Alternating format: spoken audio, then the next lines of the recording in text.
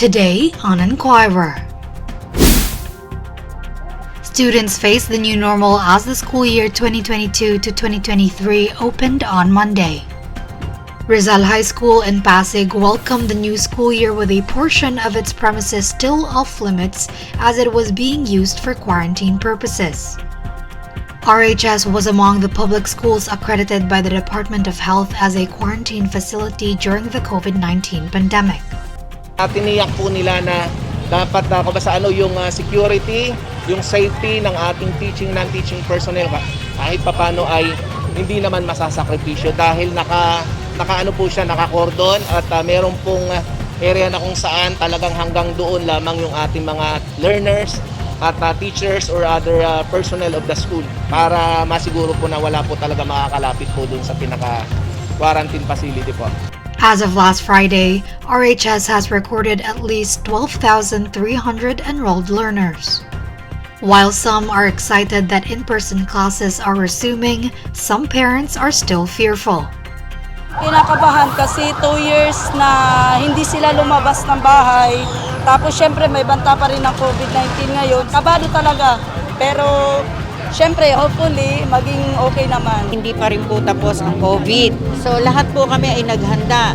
Lalong-lalo na po yung protocols, yung health protocols namin kinundak. Kanina, pagpasok pa lang po ng bata ay nagkaroon na ng body temperature at yung hand washing na pinagagawa sa kanila at yung alcohol na kailangan meron po sila sa kanilang mga bag. In Batasan Hills High School in Quezon City, where more than 19,000 students are enrolled, learners are assigned into shifts.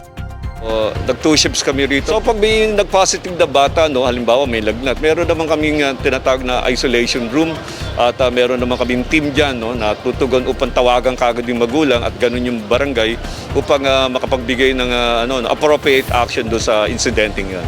Masaya sir, kasi iba talaga yung face-to-face eh. Kasi pag nasa bahay lang, na-stress ka kasi ayaw nilang sumunod. Hindi ba kayo nangangamba kasi pinayagan kahit yung mga learner na hindi vaccinated? Di naman po, kasi kahit naman po walang pasok kung talaga tatamaan ka ng COVID, lumalabas nga sila ng mga kaibigan lang. Kaya di na ako nag-alala kasi full vaccinated naman sila eh. Meanwhile, in Hagonoy, Bulacan, students and parents waded through knee-deep floodwater as they entered the Ramona S. Juliana High School. Classroom shortage and the COVID-19 pandemic should not be an excuse to keep students from going back to in-person classes, according to Vice President and Education Secretary Sara Duterte. We can no longer make a COVID-19 pandemic as an excuse to keep our children from their schools. The Philippines has been reopening up just like the rest of the world has reopened. We cannot make the lack of educational infrastructure or the inadequate number of classrooms in certain provinces another excuse to keep our children from schools. Kailangan na po natin silang maibalik sa in-person learning dahil sa in-person learning makakakuha ng makahulugan, sapat o wasto at dekalidad na edukasyon na kailangan nila para sa kalinangan ng kanilang pag-iisip at kakayanan bilang mga individual na magiging katuwang ng pamahalaan sa pagtatag ng isang malakas na bansa. Duterte issued the remark at the Dinalupihan Elementary School in Bataan where the National School Opening Day program was held. The Vice President also said that the resumption of in-person classes on Monday is a victory for basic education, including the teaching and non-teaching staff, parents, local government units, and other stakeholders. This is also the day when we made one of the important decisions on behalf of our children. A decision that will tremendously impact the future they are charting for themselves with our guidance. The Department of Health on Monday announced the detection of a fourth confirmed case of monkeypox in the country. According to a statement from the DOH, the case stems from a 25-year-old Filipino national with no documented travel history to or from any country with documented confirmed cases of monkeypox. 14 close contacts have been identified while intensive case investigation and contact tracing is still ongoing. Meanwhile, the DOH clarified that all 4 confirmed monkeypox cases in the Philippines are unrelated to each other. The first confirmed case has already recovered and been discharged from isolation as of August 6, 2022, while the second and third cases are still in home isolation and in stable condition with no new contacts identified. The House of Representatives formally received the proposed 5.268 trillion peso budget of the national government, first under President Ferdinand Marcos Jr.'s administration, from the Department of Budget and Management.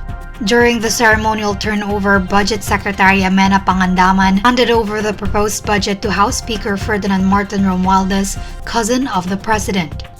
Education, infrastructure, food security, healthcare, and clean energy got top priority in the 2023 budget.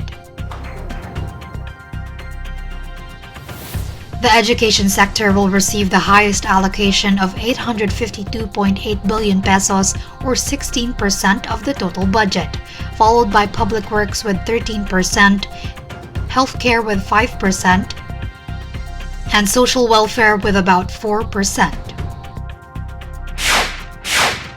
World Cup veteran Japeth Aguilar leads the PBA cast, bolstering Gilas Pilipinas when it shoots for payback against Lebanon in a key FIBA World Cup Asian qualifying game this Thursday. Also joining the delegation bannered by Utah Jazz guard Jordan Clarkson and 7'3" big man Kai Soto are Aguilar's Ginebra teammate Scotty Thompson, Northport's high-leaping forward Jamie Malonzo, and Lex's versatile wing Clavin Oftana, and Meralco's dynamic guard Chris Newsome. Also in the bunch are standouts plying their trade in the Japan B-League, namely Kiefer Ravenna, Ray Parks Jr., Dwight Ramos, and 3D Ravenna, Chot Reyes' anointed program cornerstones. Rounding the cast are Roosevelt Adams, a free agent who last played for Terra Firma, and University of the Philippines big young ace Carl Tamayo. The final 12 will be determined on the eve of the contest. And these are the stories you need to know today. To know more, visit INQUIRER.net. I'm Beatriz Pinlac.